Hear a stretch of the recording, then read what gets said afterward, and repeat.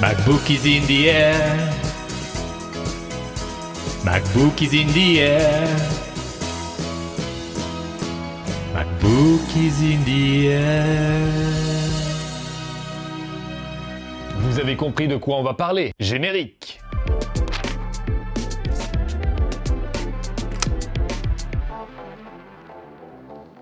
MacBook Air.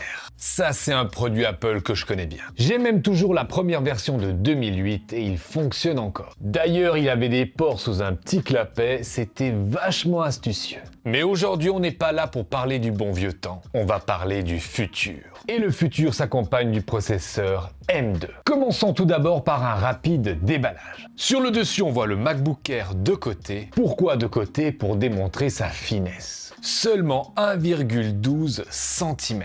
En premier lieu, on découvre le MacBook Air avec sa nouvelle couleur minuit, mais il existe aussi en lumière stellaire, et aussi le très populaire gris sidéral, et pour les nostalgiques, la couleur d'origine, argent. On a comme d'habitude petit manuel avec pomme collante aux couleurs de la bête, mais aussi un très long câble USB type C vers MagSafe, et oui parce que ces nouveaux MacBook Air sont enfin équipés du MagSafe. Donc plus d'excuses de te prendre les pieds dans ton Mac. Et le câble est lui aussi aux couleurs de la bête. On a aussi un adaptateur secteur d'une puissance de 35 watts avec deux sorties USB type C, comme ça tu peux recharger par exemple ton iPhone ou ton iPad en même temps. Et puis en option, tu as même un chargeur 67 watts qui va te permettre de retrouver 50% de batterie en 30 minutes. Donc si tu as besoin de beaucoup d'énergie rapidement, tu sais ce qu'il te reste à faire. Bon, parlons maintenant du design de cette beauté.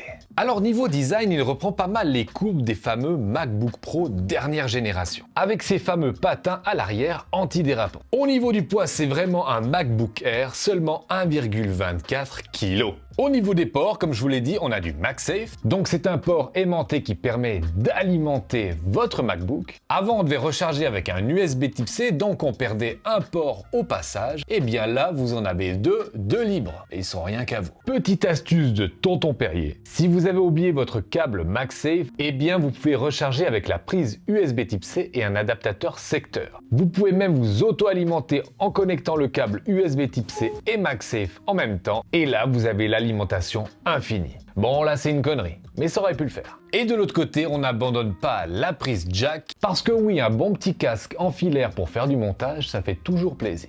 Surtout aux oreilles. Et si on le compare au MacBook Air M1, qui est toujours au catalogue d'ailleurs, eh bien on perd cette rondeur mais on gagne en place. Et de la place, on en a toujours besoin dans nos sacs. À la première ouverture, ce que l'on remarque en premier, eh bien c'est l'encoche. Mais elle n'est pas là pour rien. Elle renferme enfin, me direz-vous, une caméra 1080p. Et avec cette définition de nos jours, qu'on fait de plus en plus de meetings par webcam, eh bien c'est vraiment bienvenu. On a toujours un très bon clavier avec des touches papillons, avec une très bonne frappe. Cette année, Apple m'a lancé un défi en m'envoyant un clavier AZERTY, un clavier français donc. Alors je m'y habitue tranquillement. Mais dites-moi, amis français, ça vous embête pas de faire la majuscule pour faire les chiffres et le point? Dites-moi ça dans les commentaires. Donc toujours un très bon clavier rétro-éclairé avec toutes les touches de fonction qu'il faut et même un bouton power qui renferme Touch ID. Il vous permet de sécuriser votre appareil, mais aussi de payer de manière sécurisée avec Apple Pay. Sur les anciens MacBook Air, on avait 2 haut-parleurs, et bien cette fois on en a 4. Et ils ne sont plus sur le côté gauche et le côté droite comme à l'époque, mais ils sont placés sous l'écran. Ils sont compatibles Dolby Atmos, mais aussi audio spatial. Donc si vous avez un abonnement Apple Music, eh bien vous allez en profiter. Et je peux vous dire, pour l'avoir testé avec Apple Music, les basses sont très bonnes. Et c'est très rare sur un Ultrabook au vu de son épaisseur. Mais il n'y a pas que les basses, les médiums et les aigus sont aussi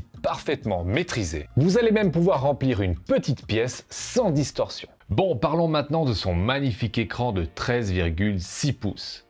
Liquide Retina, mais pas encore mini LED. Ça, Apple, j'espère que vous allez mettre sur la prochaine version. On passe maintenant à 500 nits de luminosité, de quoi travailler en extérieur sans problème, et 1 milliard de couleurs. Donc pour moi qui fais beaucoup de montage, c'est vraiment le bonheur. L'autre grande nouveauté, eh bien c'est au niveau de la puissance. Nous passons du M1 au M2. Et le nouveau socle d'Apple Silicon, qui ferait rougir Pamela Anderson, passe de 60 à 100 gigaoctets secondes. Au niveau de la RAM unifiée, on a 8, 16 et maintenant même 24 Go.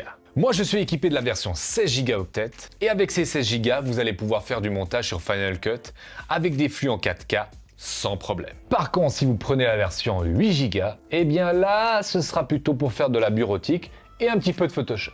Et une autre chose que j'adore sur ce MacBook Air, eh bien c'est son silence absolu. Car il est dépourvu de ventilateur. Et oui, parce que la puce M2 est basse consommation. Et ce qui est bien, et c'est le talon d'Achille des PC Ultrabook, c'est qu'on a la même puissance que l'on soit branché sur batterie ou alors sur secteur. Sur PC, pour avoir la pleine puissance, il faut être branché au secteur. Là, vous êtes libre max. On va terminer avec l'autonomie. On a jusqu'à 18 heures d'autonomie. Et j'ai pu faire du montage et plusieurs tâches assez gourmandes et on tient 18 heures sans problème. Et si vous faites plutôt de la bureautique, eh bien vous allez tenir plus de 24 heures.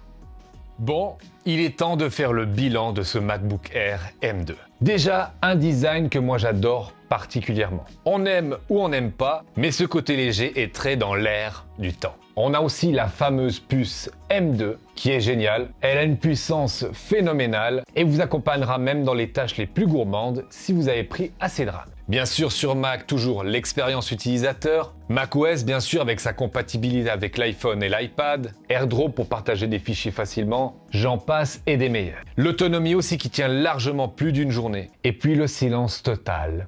Aucun ventilateur. Et pour couronner le tout, d'excellents haut-parleurs et une sortie casque. Et les points négatifs, il y en a quand même, personne n'est parfait. Les traces de doigts, bon c'est l'été, c'est vrai, on sue, mais voilà. Faudra toujours avoir la petite chiffonnette Apple avec toi. Et puis j'aurais aimé un petit lecteur de carte SD, il y avait la place. Quand on est dans le créatif, carte SD, c'est le pied. Et bien voilà les cocos, c'est déjà la fin de cette vidéo. J'espère qu'elle vous aura plu. Pour vous procurer ce MacBook Air, il y aura bien sûr les liens dans la description. Comme d'habitude, pour soutenir la chaîne, n'hésitez pas à laisser un petit coup de pouce, mais aussi à vous abonner en appuyant sur le bouton qui est juste là. Tu peux aussi regarder une de mes dernières vidéos. Sur ce, prenez soin de vous et faites pas les faux finaux. Ciao bonne, bisous. Bon, maintenant je vais tout monter avec la bête. Et je vous donnerai aussi mon retour après un mois d'utilisation. Ah, quel coquin ce Ulrich avec son clavier AZERTY.